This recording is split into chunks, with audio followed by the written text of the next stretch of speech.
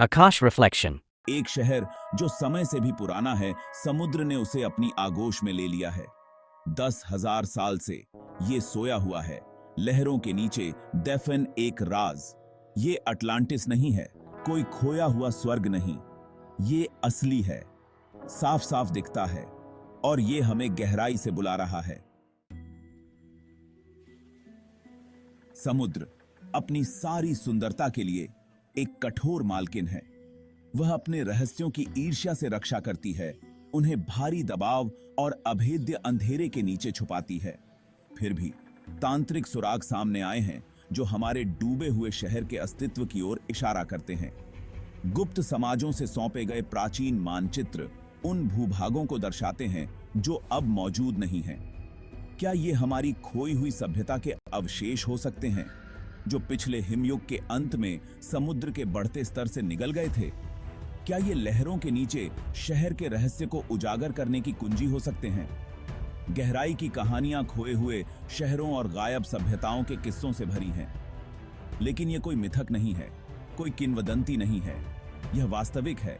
और जैसे जैसे हम समुद्र के आलिंगन में गहराई से उतरते हैं, हम एक ऐसे इतिहास को उजागर करना शुरू करते हैं जो हमारी कल्पना से कहीं अधिक भव्य और रहस्यमय है।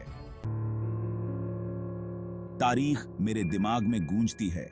10,000 साल, एक ऐसा समय जब पृथ्वी पर विशालकाय हाथी घूमते थे, जब आखिरी बर्फ की चादरें पीछे हट रही थीं, महाद्वीपों को फिर से आकार दे रही थीं। क्या यह तब हो सकता है जब हमारा शहर अपने पानी वाले विनाश से मिला था? कल्पना कीजिए, एक संपन्न महानगर, इसके लोग इंजीनियरिंग और वास्तुकला में हमारी समझ से परे कुशल हैं। फिर समुद्र बढ़ गया, उनकी दुनिया को लहरों के नीचे निगल गया, उनकी विरासत समय के साथ खो गई। अब तक यह सोचकर ही मेरी रीढ़ की हड्डी में कंपी दौड़ जाती है। ये जलमग्न खंडहर अपने अंदर कौन से रहस्य छुपाते हैं? कौन सा ज्ञान, कौन सी बुद्धि समुद्र तल के नीचे दबी पड़ी है, फिर से खोजे जाने की प्रतीक्षा कर रही है? वास्तुकला लुभावनी है। एक अज्ञात सामग्री के विशाल ढांचे, प्रतीत होता है कि समय की क्रूरता और समुद्र के निरंतर हमले के लिए अभेद्य हैं। चौड़ी सड़कें जो कभी से गुलजार रहती थीं, अब खामोश पड़ी हैं। केवल मछलियों के स्कूल और कभी कभार जिज्ञासु शार्क द्वारा गश्त की जाती हैं। हमने अभी सतह को खरोंचना शुरू ही किया है, लेकिन हर सोनार स्कैन, हर दूर से संचालित वाहन गोता और अधिक आश्चर्यजनक विवरण प्रकट करता है। इमारतों पर जटिल नक्काशी की गई है, जिसमें परिचित और अज्ञात दोनों तरह के जीवों को दर्शाया गया है। विशाल प्लाजा एक ऐसे समाज की ओर इशारा करते हैं जो इकट्ठा होता था, जश्न मनाता था और शायद एक साथ शोक मनाता था। यह सिर्फ खंडहरों का संग्रह नहीं है, यह एक टाइम कैप्सूल है, अतीत की एक खिड़की है जिसे हमने हमेशा के लिए खो दिया था। समय में जमा हुआ एक शहर अपनी कहानी सुनाने की प्रतीक्षा में। भाग 5, गहराई के रक्षक। लेकिन समुद्र छाया और रहस्यों का क्षेत्र है, और इसकी गहराई में रहने वाले सभी लोग हमारी घुसपैठ का स्वागत नहीं करते हैं। अजीब जीव, बायोलुमिनेसेंट और अलौकिक शहर की परिधि की रक्षा करते हैं। क्या वे रक्षक हैं, इस प्राचीन स्थान की पवित्रता सुनिश्चित करते हैं, या कुछ और भयावह? गोताखोर एक अशांत उपस्थिति की बात करते हैं, देखे जाने की भावना की। क्या यह केवल उनके दिमाग पर दबाव का खेल है, या कुछ और?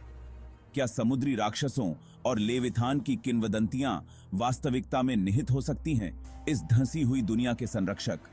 जैसे जैसे हम आगे बढ़ते हैं, आकर्षण और भय के बीच की रेखा धुंधली होती जाती है। हम इस क्षेत्र में घुसपैठ करने वाले हैं, और समुद्र हमें हमारी जगह की याद दिलाने के लिए जल्दी है। लेकिन खोज का आकर्षण, ज्ञान की प्यास हमें आगे बढ़ने के लिए मजबूर करती है।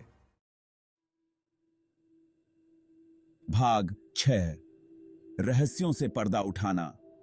इस पानी के नीचे के शहर की ठीक से खुदाई करने के लिए आवश्यक तकनीक अब भी अपनी प्रारंभिक अवस्था में है।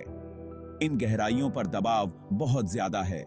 लगभग पूर्ण अंधेरे में काम करने की चुनौतियां कठिन हैं। लेकिन आवश्यकता, जैसा कि वे कहते हैं, आविष्कार की जननी है। पहले से ही हम नए सबमर्सिबल विकसित कर रहे हैं, अधिक फुर्तीले और अनुकूलनीय, कुचलने की गहराई का सामना करने में सक्षम।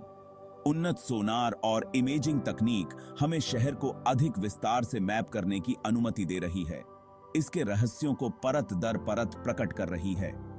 यह केवल एक पुरातात्विक अभियान नहीं है, यह मानवीय सरलता का प्रमाण है, अज्ञात का पता लगाने की हमारी अतृप्त इच्छा, जो संभव है उसकी सीमाओं को आगे बढ़ाने की। और जैसे जैसे हम गहराई से उतरते हैं, हम जानते हैं कि जो हम पाते हैं वह न केवल इतिहास को फिर से लिखेगा, बल्कि ब्रह्मांड में हमारे स्थान की हमारी समझ को चुनौती देगा।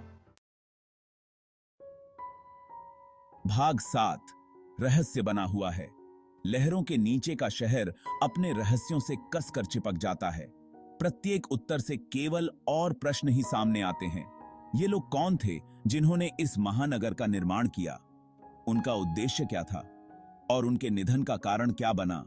कुछ उन्नत तकनीकों की फुसफुसाहट, सच्चाई, समय की धुंध और समुद्र की गहराई में डूबी हुई। लेकिन एक बात तो पक्की है, ये तो बस शुरुआत है।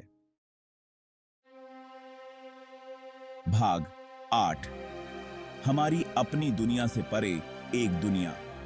जैसे ही मैं सोनार छवियों, जटिल नक्काशी को देखता हूं, मैं विस्मय और विनम्रता की भावना को महसूस करने में मदद नहीं कर सकता।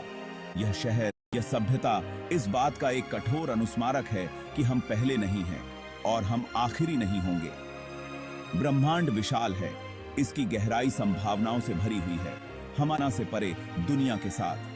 यह एक दार्शनिक मोड़ है। यह हमें समय की विशालता, सभ्यताओं की चक्रीय प्रकृति, इस विनम्र एहसास का सामना करने के लिए मजबूर करता है कि हम एक बहुत बड़ी कहानी का एक छोटा सा हिस्सा हैं।